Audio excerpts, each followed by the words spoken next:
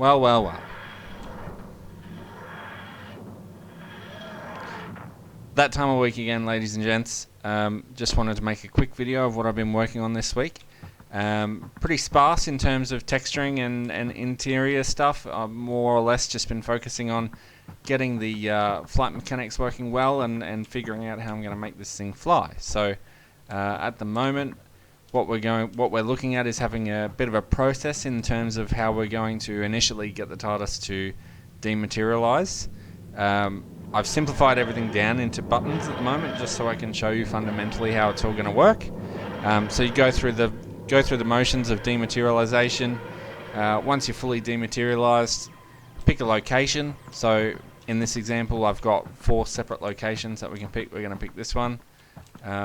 And then once you've picked a location, you just rematerialize the TARDIS. So we'll break those down into more complicated steps and make it feel like a proper flight system, and implement some sort of error handling, in the sense that if you mess up, something will happen.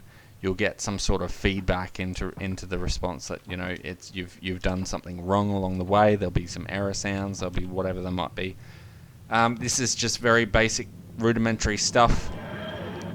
Just a pure example of the fact that it works, and we're making progress, and we've got a functional, movable, singular entity. So that's an important thing to point out, is there's only one. There's not a TARDIS in each one of these channels that's just invisible. It's one specific TARDIS that gets moved around. So we'll just rematerialize that one last time.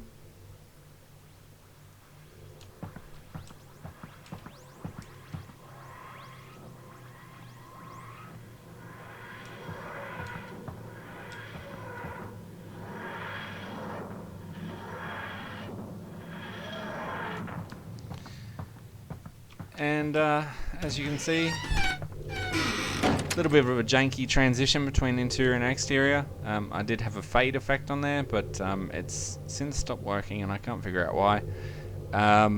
As you can see, the interior hasn't really changed much since I started working on it last. Been focusing more or less on just the exterior and getting everything working well. The original scope is going to remain, so much like my version 1 GMod TARDIS, it'll have, you know, dozens of rooms back here, and dozens of locations that you can visit, and should be completely multiplayer compatible. Some good news, I'm working with Dr. Matt and his team on Discord at the moment. Just nothing really concrete, nothing really started yet, but just brainstorming some ideas of how we're going to make world portals work, some of the cool concepts that might be possible in Source 2. He's still working, him and his team are still working on the rewrite for the GMod TARDIS, which looks incredible. I encourage you all to go check that out. But yeah, Drunk Turtle's on board. We're making some solid progress, lots of exciting things to come, whether it be for this project or for Dr. Matt's future endeavors and Drunk Turtle, whatever he wants to come up with. It's looking really good at the moment. Slow and steady. We've still got a couple of months, I think.